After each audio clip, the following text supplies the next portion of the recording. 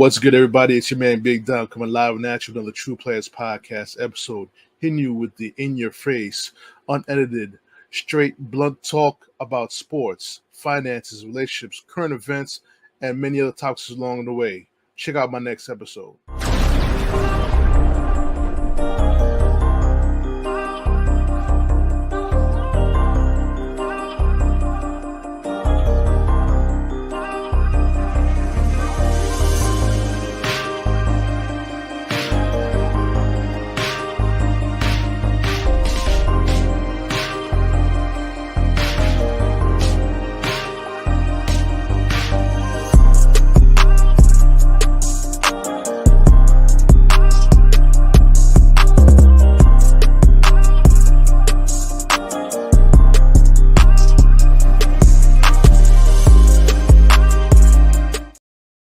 What's good, everybody? It's been Big Dom coming live and at you with another True Players Podcast episode during the Knicks game.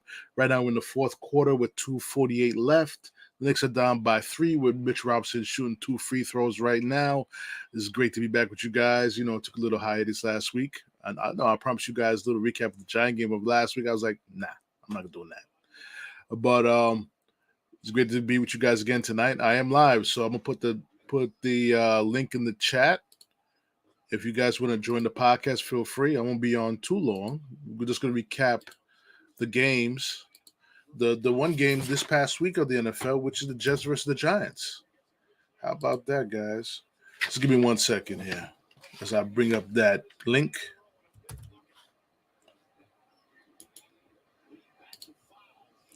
Feel free to join in the podcast, comment, make a statement. Whatever you guys want to do, just join, chip in as usual. So the Jets beat the Giants 13-10 last week.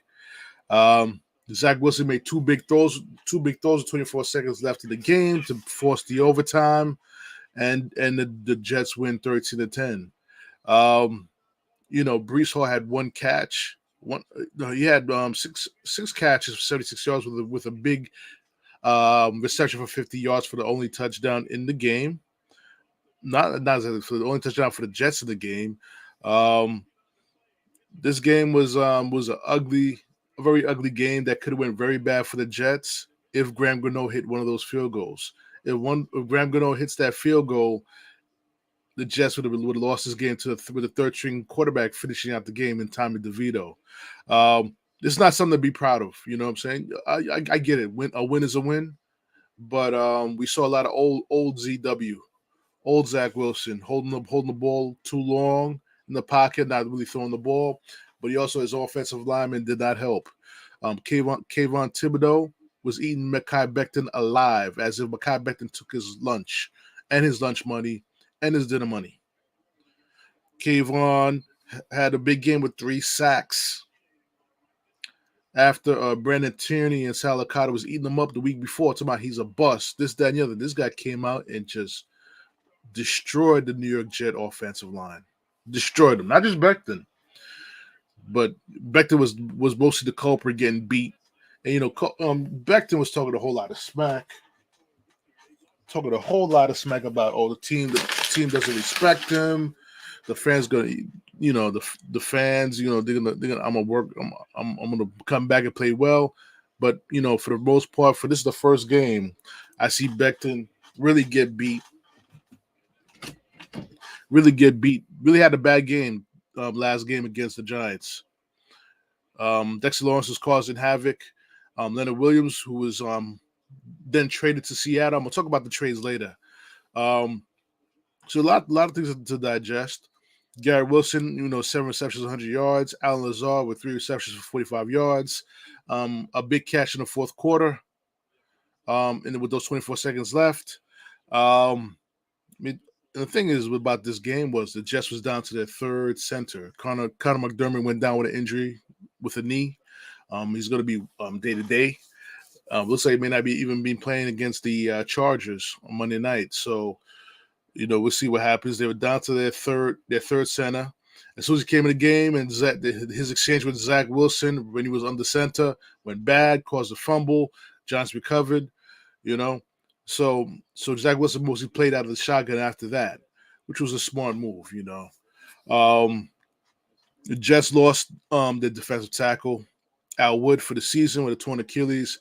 I felt once he was out of the game, Saquon went crazy. He was having a great game. Had a big game for Saquon Barkley. He had 36 carries. Let me get the 36 carries for 128 yards. It really was pretty much keeping the Giants in the game. If Brian Daboll made the right decisions, I can't say he made a bad decision. I felt he trusted his kicker. Hey, grahamgano is pretty solid as a field goal kicker. So I didn't expect him to miss 2 field goals in the game, and he struggled the week before as well. So, all intents and purposes, it just stole this game. But it was a win. A win is a win. We're 4-3. Now we got to beat the Chargers at home. Basically, get a better performance out of our offensive line. We definitely do need to bring back Joe Tippmann next week for me, the starting center. If Connor McDermott can't play, we need Tippmann to come back healthy because we're going to be in some deep trouble with the Chargers if we don't get at least one of our linemen back. Maybe even bring back Dwayne Brown, have him play some right tackle. I know my brother had mentioned to me that maybe they should move mekhibecton over to the right side and bring Dwayne Brown back in the left tackle position. I kind of disagree with that strategy because mekhibecton, for the most part, has been playing well at the left tackle position, for the most part, except somebody saw Thibodeaux. But a lot of things went the Jets' way. Tyrodtaylor goes out with a rib injury.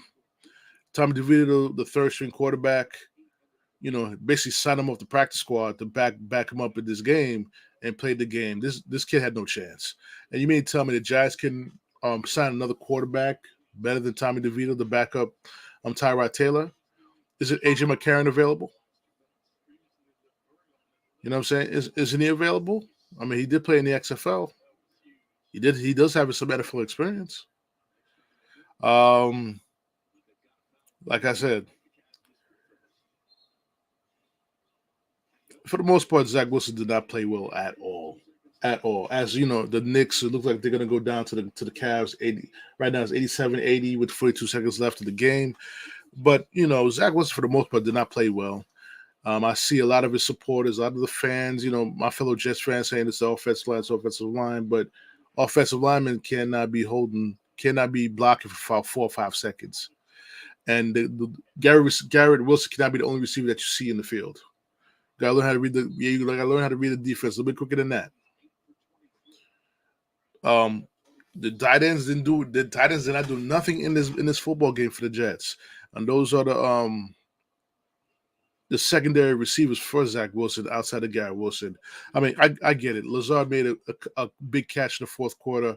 I get that, but he doesn't do it for me as a number 2 receiver. He should be a third receiver on this team. Like I said, Thibodeaux with 3 sacks. Dexter Lawrence was causing havoc, especially when Connor McDermott went down with injury. Dexter Lawrence was causing havoc in the middle. That's why breecehall didn't have a big game running the football. But also a very dubious play call by Hackett. He kept running breecehall up the middle. Should have done some jet sweeps, run him on, put him up, have him run outside the tackle instead of inside the tackle, where he didn't really have the interior to help him out. This is what I feel about the game. Yes, on Sunday, this past Sunday. Both teams combined for 4 for 34 on third down conversions and 24 punts in the game combined for both teams. That's more than points that were scored in the game. The Jets win 13-10 in overtime. Once it got to overtime, it's basically who had the better defense and field position. This game was all about field position and defense. Both teams have solid defenses, but the Jets just had a little bit much more better defense. Thanks to the third-string quarterback the Giants had to throw out there. And plus, Sauce Gardner and DJ Reed did come back to this game, getting past the concussion protocols. So, like I said,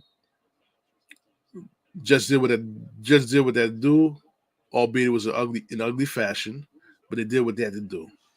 Also, on top of Connor McDermott leaving, I'm sorry, McGovern. It was McGovern that was hurts his knee. Um, Al Woods out with Achilles. He's out for the season. So just definitely got to go on the waiver wire, pick up another defensive tackle. Tyrodtaylor leaves the game with broken ribs. He went to the hospital. He had to be checked out.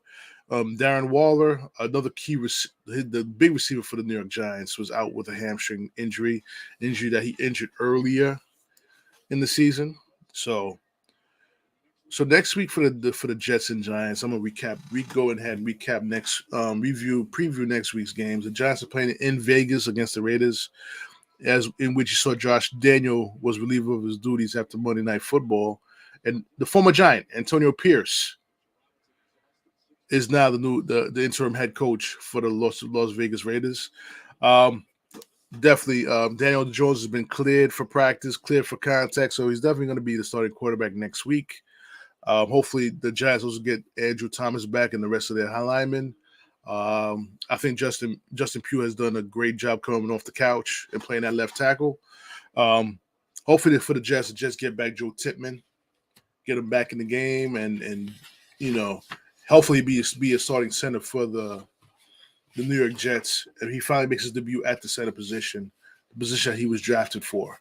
The Jets do need now, due to the fact that, like I said before with Al Woods, they need a defensive tackle. They need a number 2 receiver. They definitely need a backup center and or guard to fill in the holes. And also, as you see, Leonard Williams goes to the Seahawks second round draft pick of 2024, the 6th round draft pick of 2025. Pete Carroll, he's collecting all the former Jets over there in Seattle. Jamal Adams, Geno Smith, and now Leonard Williams. And Pete Carroll himself was a former Jet head coach. Northwest Jets over there.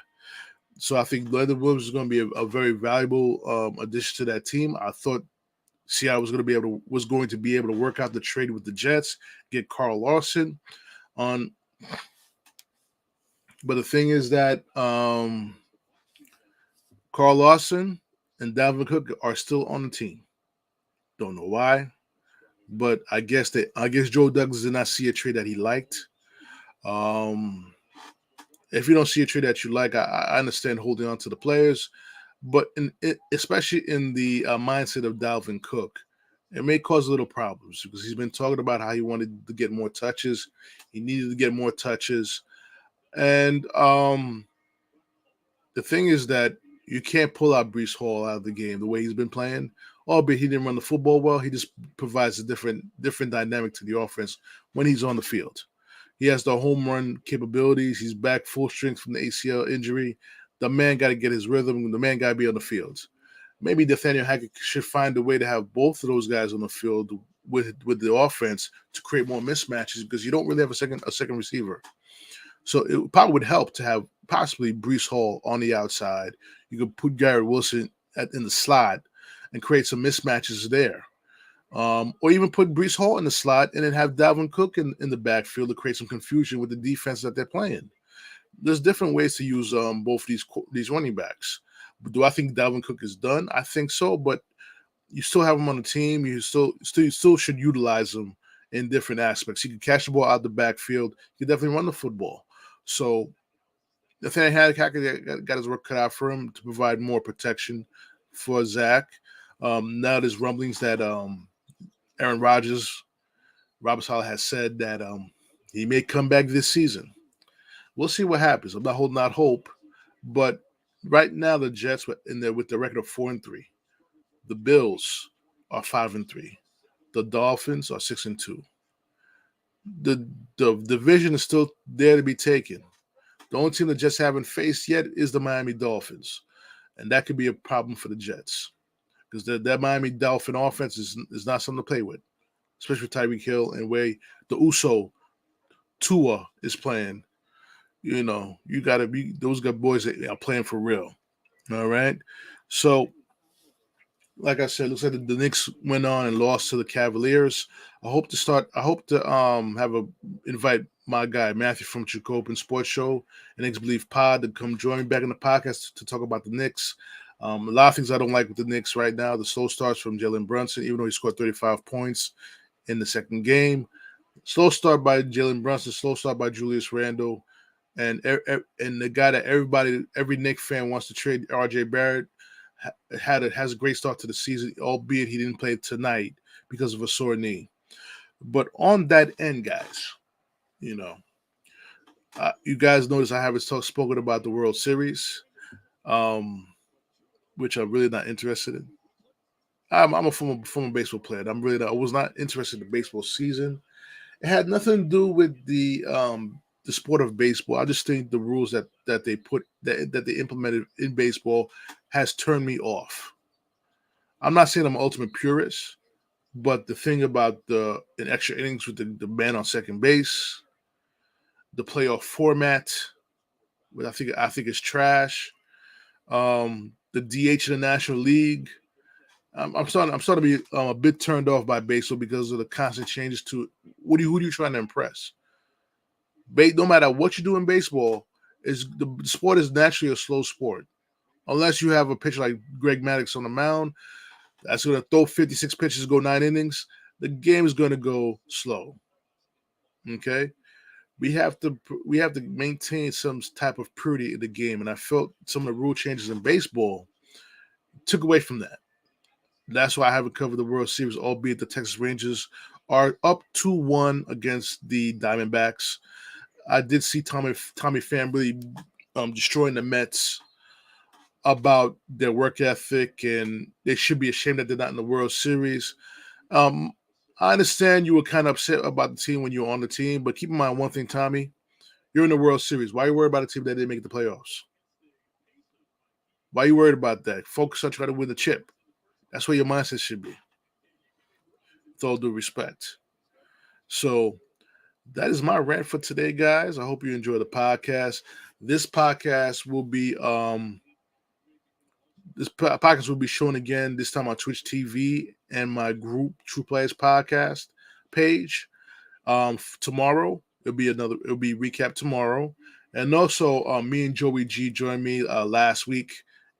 We spoke about the recasting of Marvel after Phase 6, or possibly bringing back some old characters for Marvel after Phase 6. I'm going to replay those episodes in 2 parts, so stay tuned. One will be played Friday at 7 p.m., and the other one will be shown on Sunday at 1 p.m. and also on 5 p.m. Sunday. So I hope the guys get you guys to watch those particular episodes. Definitely give the feedback. If you want to join, if you want us to do a part 3 to it, we still got more ammunition to do part 3 to that. Let us know, and we'll do the part 3. Feel free to contact us. Like I said, subscribe to the podcast on YouTube at True Players Podcast, patreon.com, True Players Podcast. You can listen to the podcast on Anchor, Spotify, iHeartRadio, SoundCloud. I mentioned iHeartRadio, Google Podcast, Apple Podcast, and all other podcasts that provides audio podcasts. I'm on all of them. All right. So it's your man Big Dom. I'm about to sign off on this podcast. I hit you up on the next one. Peace.